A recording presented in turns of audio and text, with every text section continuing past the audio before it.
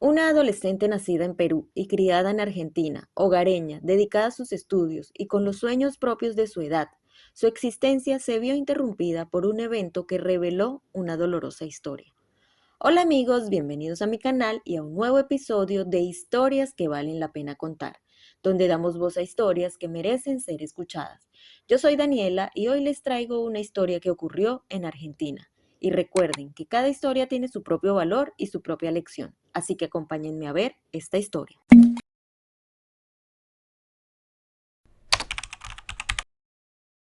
Xiomara Naomi Méndez Morales tenía 15 años, nació en Perú, pero desde muy joven se radicaron en Argentina, donde su familia había echado raíces. Xiomara residía en el barrio de Parque Avellaneda, Buenos Aires, junto a su madre, Jessica Morales Pérez, su padrastro Euler Quirós y su tío Luis Alberto Fernández. Previamente la familia había vivido en la populosa Villa 1114 del Bajo Flores. Era la mayor de tres hermanos, un varón y una niña menores que ella, a quienes cuidaba y con quienes compartía su día a día. Xiomara cursaba el tercer año de la escuela secundaria en el Liceo número 5 Pascual Guaglianone. Era descrita por sus amigos y familiares como una persona muy tranquila, muy de su casa, y que no andaba en nada raro. Era una adolescente conectada con sus raíces, fanática de la salsa peruana y, como muchos jóvenes argentinos, hincha de San Lorenzo.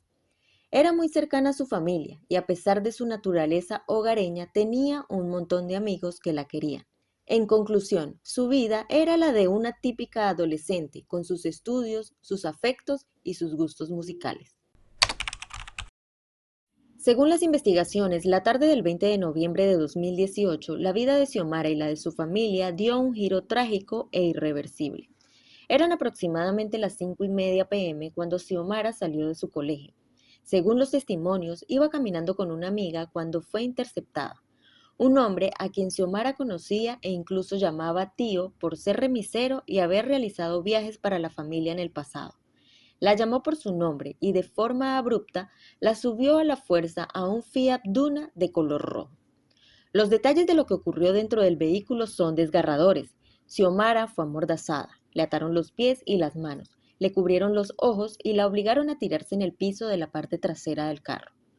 Cerca de las 5:50 p.m., solo 20 minutos después de estar en el carro, la madre de Xiomara, Jessica, recibió el primer mensaje desde el teléfono de su hija. La voz de un captor le decía: Patri, tengo a tu hija Naomi. En los mensajes siguientes, la angustia de Xiomara se hacía palpable. Se escuchaban sus llantos, aunque los sujetos intentaban silenciarla. La exigencia inicial de rescate fue de 50.000 pesos argentinos y 2 kilogramos de sustancias alegres, lo que ya presagiaba una conexión con redes más complejas. Finalmente la familia logró negociar y acordó un pago de 30.000 pesos argentinos, que fue entregado en un contenedor ubicado en el cruce de una de las avenidas de la capital. Tras recibir los mensajes extorsivos, la familia de Xiomara se desesperó y acudió a la policía para denunciar lo sucedido. Pero lamentablemente, en un primer momento, no les tomaron la denuncia. Tuvieron que llamar al 911, donde sí se inició el proceso. Dada la naturaleza del delito, una fiscal federal, junto con los detectives de la División Operativa Central de la Policía Federal Argentina, PFA, tomaron cartas en el asunto e iniciaron la investigación. A pesar de que la familia cumplió con la entrega del rescate, el destino de Xiomara ya estaba sellado. Horas después, y tras una intensa persecución policial, los captores Luis Alberto Fernández y su cómplice Bruno Martín Cortés fueron detenidos.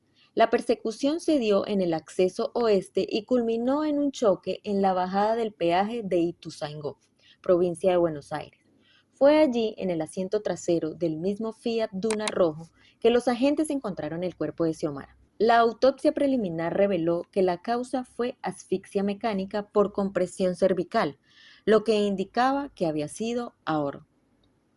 Los investigadores también hallaron en el vehículo elementos escalofriantes: los 15.200 pesos argentinos restantes del rescate, un arma, un objeto de cocina, precintos plásticos y un bidón de 5 litros de nafta junto a fósforos, lo que llevó a la hipótesis de que los sujetos tenían la intención de incinerar todo para borrar toda evidencia.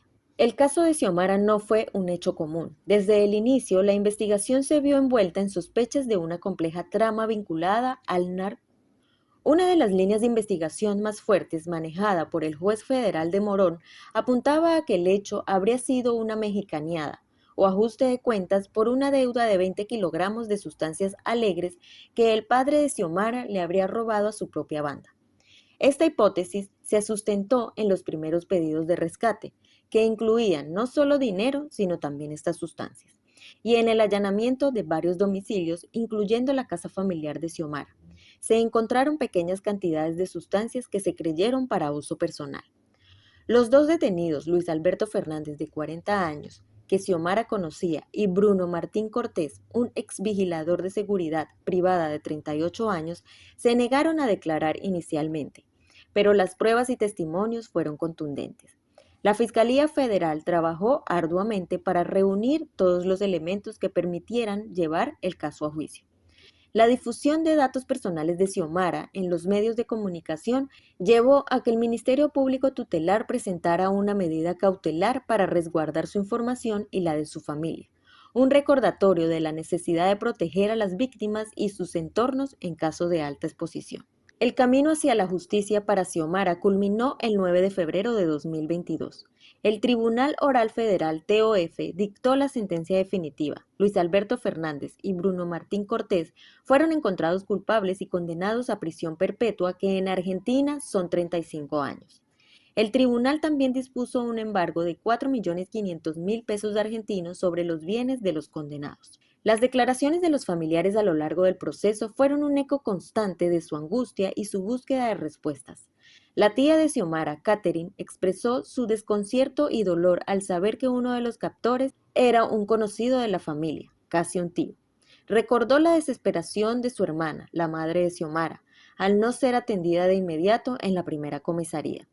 Los compañeros de escuela de Xiomara, en un conmovedor gesto de dolor y protesta, pegaron carteles en la puerta de su liceo que decían: "Disculpe las molestias, nos están matando", y "De camino a casa quiero ser libre, no valiente". Estas frases encapsularon el sentimiento de vulnerabilidad que la sociedad sintió ante la brutalidad del hecho y la demanda de seguridad, especialmente para los más jóvenes.